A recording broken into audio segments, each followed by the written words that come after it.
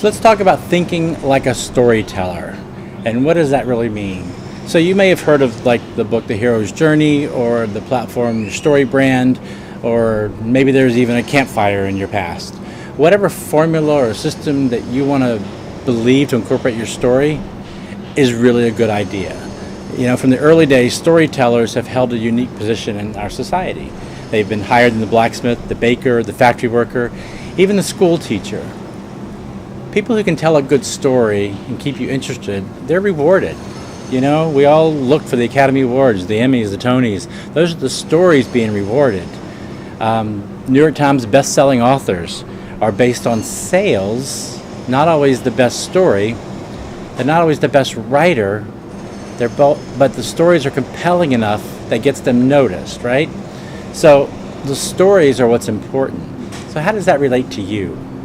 Well, at the end of the day, you need to work out what your best story is. And why do you do that? Why do you want to do that? Let's talk about, how did you get here? What was something in your past that created who you are today? Let's see how that relates to who you are. And you know, it's hard to pull out your own story.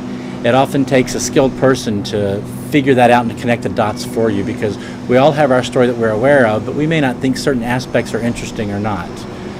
There's a guy I know here who lived in Cuba for a while, and he was selling bras to grandmas on the street in Cuba. Now that's a great story, but when you talk about him and the bigger picture of him selling and his hustle, and that fits his story. But he just kind of, it was a throwaway comment at lunch one day, and we went, "What? Dude, that's so awesome." And like, every person has their own story. His story that's a very unique, interesting story, but only he has that. Anybody can put a spin on something. Anybody can make things up. But when you have a good, compelling story, it's not PR and it's not BS. It's just who you are. It means that you're believable. So, but understand this, your story is not your job. It's not how many kids you have.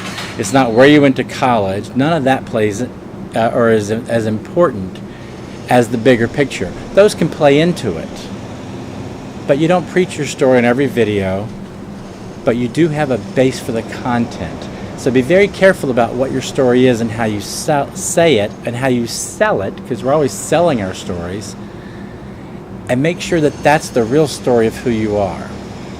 So every video has a specific purpose and a specific audience. And knowing your story makes it easier to create that video and make it believable. We all talk about the avatars and creating the avatars for marketing, right? Well, the story is not that much different. The difference is the story is not tangible. Like, Google can't analyze your story and then tell you that's the right one to have because that's what your customers are looking for. So you got to have this big overarching story that's constantly hitting you from all angles all the time. You know, let's just say you're a chiropractor. And God knows there's plenty of them in the world, right? And what separates chiropractor A from chiropractor B? Is it their style? Is it the office?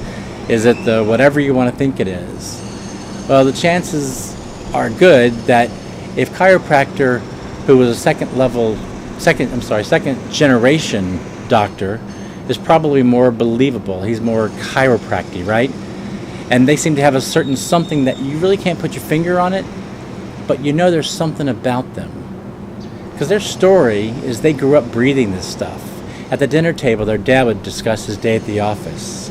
They heard the conversations about the patients, about helping people, about their business. That chiropractor, he has a deeper level, a deeper meaning of understanding than the new chiropractor fresh out of chiropractic school with no history.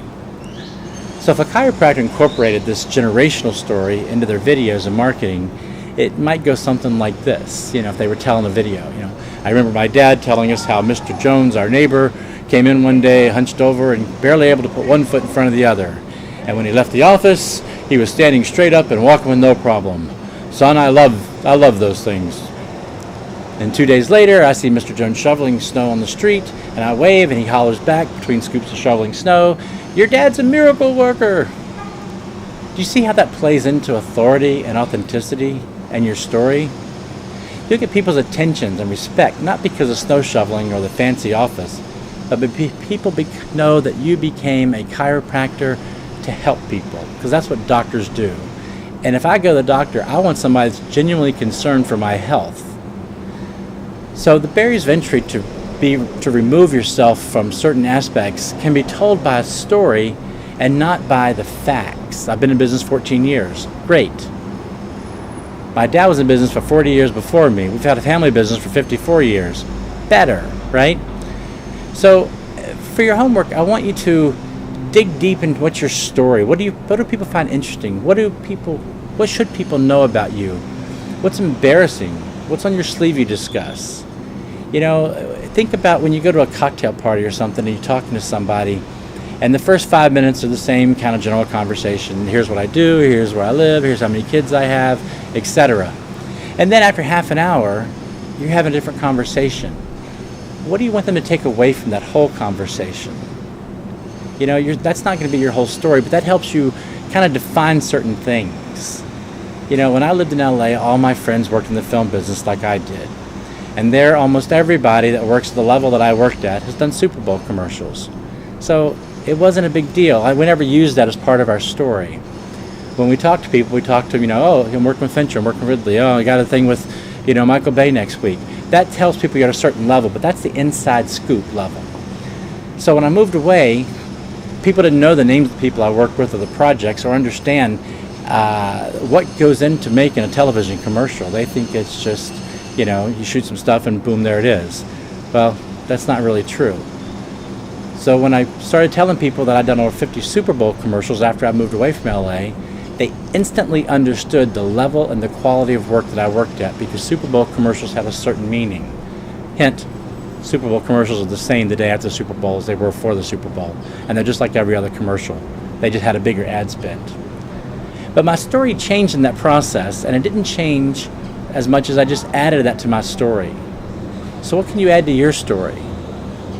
By the way, you don't have to be a writer to tell your story. You just have to be you. So make your story interesting. What are the interesting facts, the things that you think are mundane? Things I think are mundane about film and video, other people go, oh, that's so cool. How do you drop a car 3 stories and have it drive away? How do you make fake ice cubes? How do you make ice without any air in it? There's all these different things that are like in here that are like, what? People care about that?